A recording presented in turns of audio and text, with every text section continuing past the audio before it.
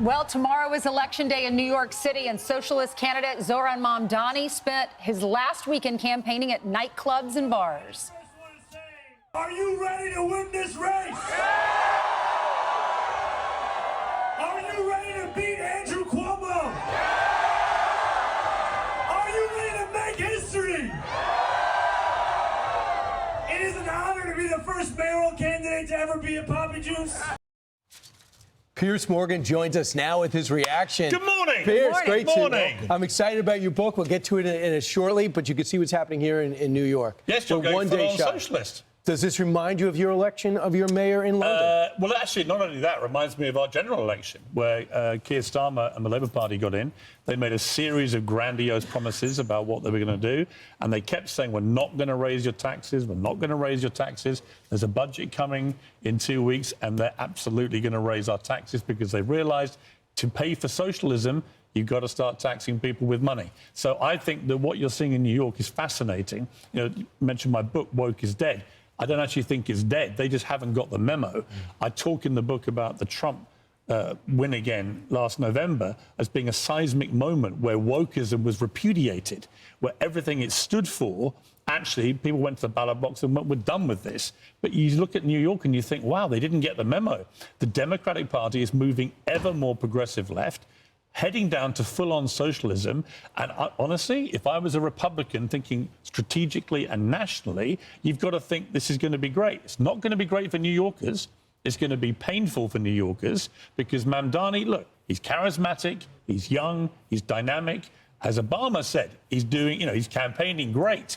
But what hasn't Obama done? He hasn't endorsed him because he knows that this form of progressive far-left socialism is going to be an electoral disaster. But he's advising him, though, and he's a radical, too. And some of his radical Islamic ties, I mean, y'all experienced that in London as well. Sure. So, look, Obama, compared to Mamdani, is not radical. Let's be clear. I mean, if you look at Mamdani, the defund the police stuff that he was openly posting, you would have thought that would be a disqualifying thing for a mayor of New York City.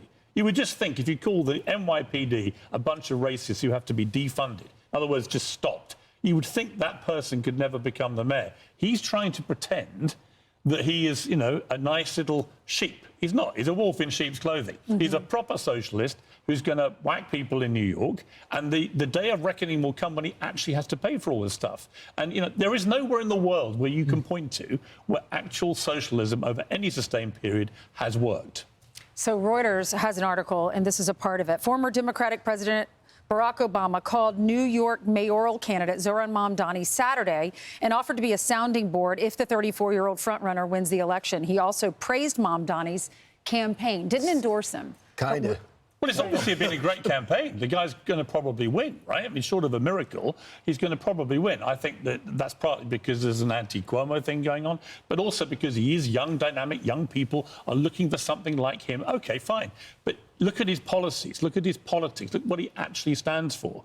I don't think New York's ever had a mayor that is this progressive left, right? So it's going to be a real wake-up call for people. But if I'm a Republican strategist, you're thinking this is bad for New York City, but come the next general election, this could be the best vote winner you could possibly imagine. You're going to see a major city in the United States run by a socialist, and it won't work. So you wrote this book. It's out tomorrow. Yes. It's called Woke is Dead, How Common Sense Triumphed in the Age of Total Madness. And you start the book about you talk about your relationship with President Trump and the time in which President Trump got really mad at you and almost called off the interview. But you go through the journey you two had together. How responsible is President Trump for breaking woke? I think he's almost entirely responsible. I've had a long relationship with President Trump. I like him very much. We've been friends. We've had a couple of wobbles, as all friendships do. But I just think that his enormous win in November, when you remind yourself, and people say, I saw Kamala Harris on one of the world's worst book tours, only rivaled by Karine Jean-Pierre, which is an even worse book tour. I mean, these are two of the worst book tours ever. My book tour is already going better, and I've only been doing it for 3 minutes, right? So these two are out there whining and wailing and blaming everybody but themselves, when in fact they were both complete duds, and that's the reality about what happened. But you look at that election, Trump won the White House.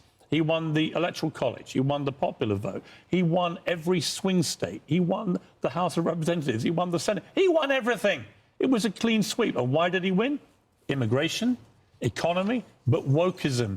He was the living, breathing antidote to what Elon Musk calls the woke mind virus. And, you know, it comes down to very simple things, doesn't it? Trump just came out and said, you know what? We're not going to have trans athletes in women's sport on my watch. And I think most average Americans went, good, because it's so obviously wrong. Wokeism stands for fakeism.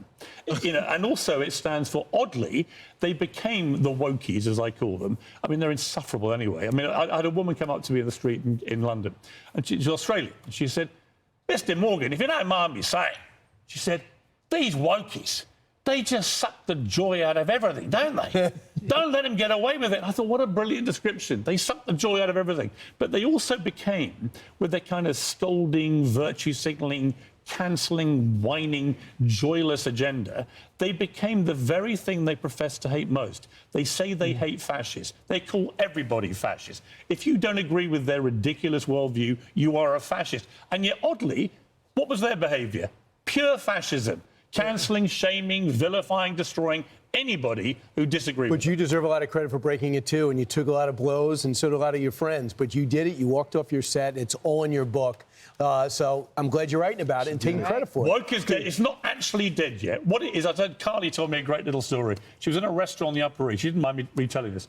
On a restaurant on the Upper East, she said at the weekend, and a horrible, slimy bug was on the ceiling of the restaurant, about to fall onto their table. Yeah. And? So, well, then they called in the staff. They were about to get it when it fell onto their food. And Carly said her husband just immediately went bang. And this bug would lay there, squirmed out and like slightly going like the last death throes. And she said, that's wokeism. It's wokeism. It's dead, but it doesn't actually know it yet. It's now a quivering, trembling, horrible, slimy little thing which we must never allow to creep out again. All right, So it's called Woke is Dead. He writes about the cause of death. You know what also is dead? Her news update, because you went through it. Okay, there you go. Tell the story of the horrible bug. Right. In your paperback, it'll be in there. All right, We have thank a you big so much. show Look at that straight ahead. show. Look at that. You are so Congratulations, jealous. Piers, on your book. I'm Steve Doocy. I'm Brian Kilmeade. And I'm Ainsley Earhart. And click here to subscribe to the Fox News YouTube page to catch our hottest interviews and most compelling analysis.